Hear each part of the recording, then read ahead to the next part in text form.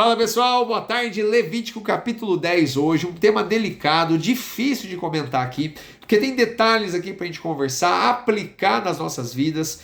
E é assim, né? Mais uma vez eu quero já de antemão falar para você, Deus é santo, Deus é puro e ele não se mistura com a imundície, ele não se mistura com o profano. Então eu quero que você guarde isso primeiro para a gente estudar aqui essa passagem, tá?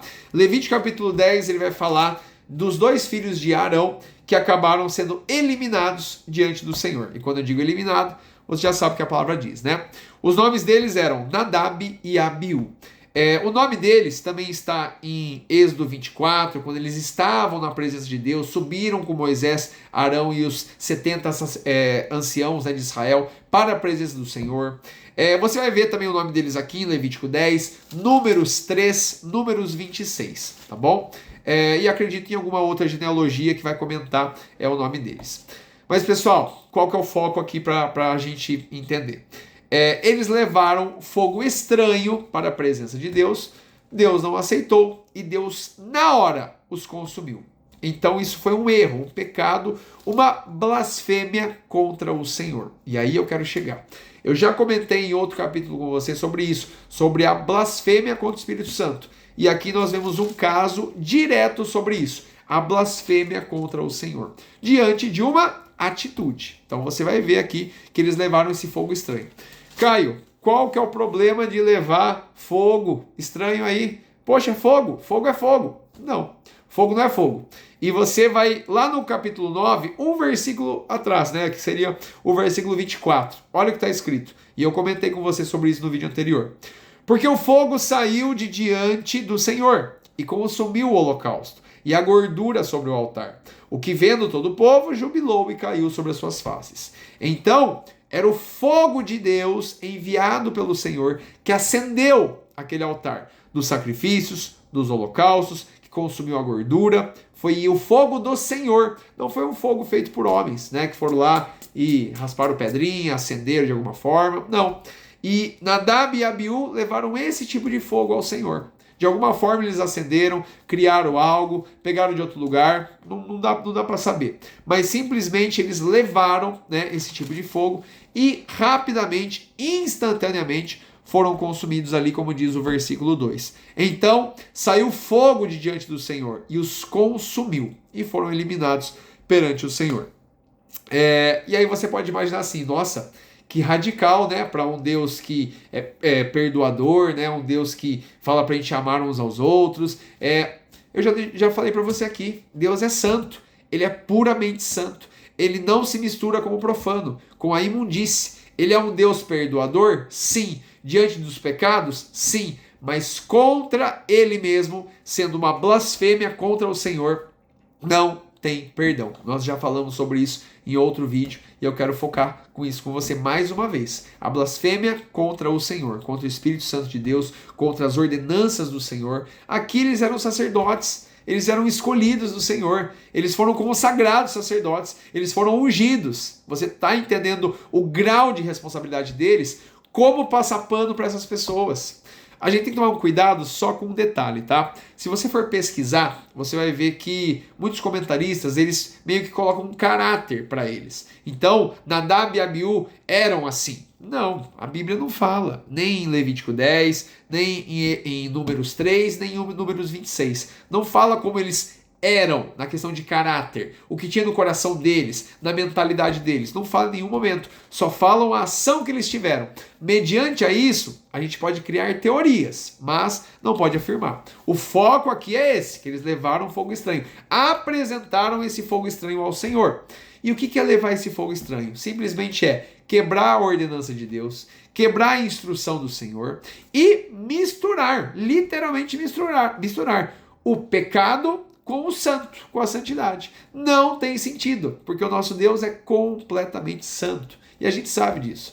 Ah, Caio, mas espera aí. Nós temos pecado no nosso coração. Nós somos falhos, nós somos pecadores, nós cometemos erros, nós cometemos falhas. Por que Deus não nos consumiu ainda? Por que Deus então não... Por quê? Porque ele é misericordioso. E nós não cometemos a blasfêmia contra o Espírito Santo. Então, se você tem dúvida sobre isso, será que eu blasfemei contra o Senhor? Será isso? E você tem aquele peso na consciência? Não.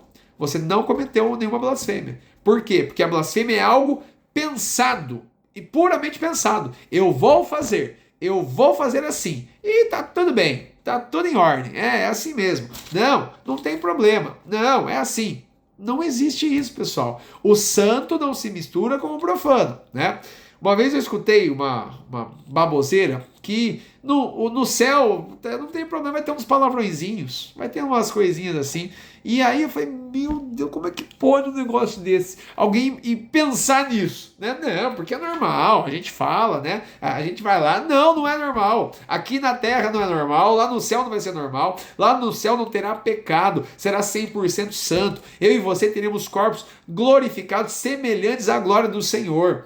Será um local longe do pecado. Então não tem como você falar que vai ter palavrãozinho no céu. Para com isso. Isso não tem lógica nenhuma. Que baboseira é essa? Não existe, né? E a gente vê tanto comentário de outras coisas também, né? É tanta besteira.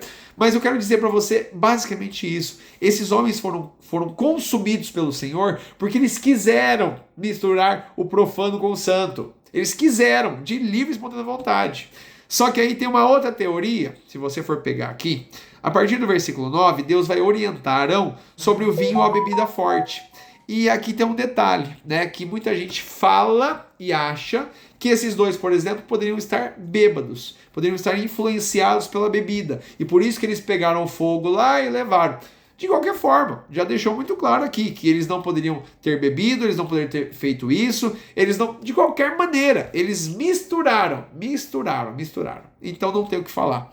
E agora vem a aplicação prática para mim e para você, né? Caio, eu sou merecedor de alguma coisa? Não, ninguém é e nunca vai ser. Por isso que nós dependemos da misericórdia de Deus, dependemos da graça de Deus e do amor de Deus. Cabe a eu e a você pensar o que então?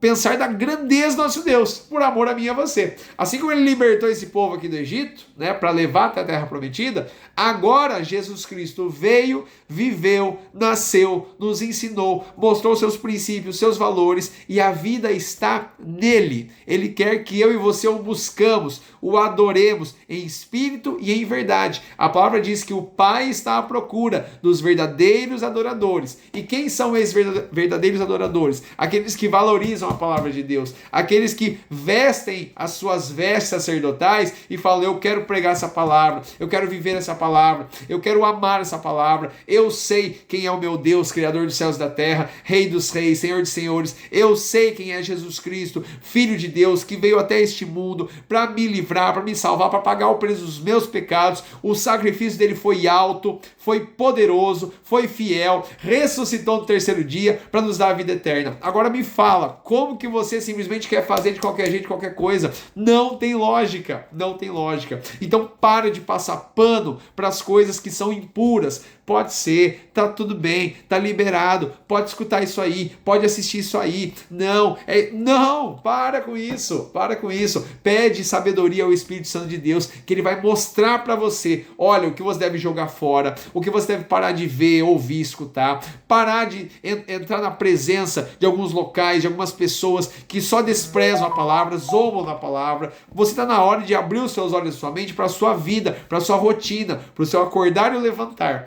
Presta atenção nisso. Deus não se mistura com o profano. E Ele está o tempo todo nos orientando na sua palavra, de Gênesis a Apocalipse, que precisamos buscá-lo, exaltá-lo, glorificá-lo. Sem isso, não estaremos com Ele. Não estaremos com Ele. Busquem a santificação, sem a qual ninguém verá a Deus. Então essas pessoas aqui blasfemaram contra o Senhor através de uma atitude e foram consumidos. Então qual é a minha missão e a sua missão hoje? Primeiro, entender o tamanho do sacrifício de Jesus por amor a você e a mim. Novamente isso, porque Ele levou sobre si todos os nossos pecados, as nossas falhas, os nossos erros, para nos dar a vida eterna, se assim nós cremos e confessamos Ele com a nossa boca.